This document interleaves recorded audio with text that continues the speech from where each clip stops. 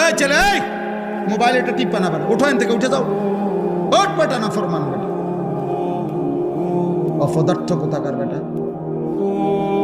ওঠো, তুমি আরেকজন মানুষ জায়গা দাও, তোমার জায়গায় আরেকটা ছেলে বসো। খামখেয়ালি করবা না। কেউ চুরি করে মোবাইল দিয়ে ছবি উঠাবা না, চুরি করার দরকার নাই। খামখেয়ালি করবা না। তোমার প্রয়োজন হলে সিএনজি উঠাও, অটো আছে, সিএনজি আছে, বেবি ট্যাক্সি আছে, যেটা আছে এটি উঠাও। চটপটি খাইতে আছে যারা, তা করে ছবি উঠাও।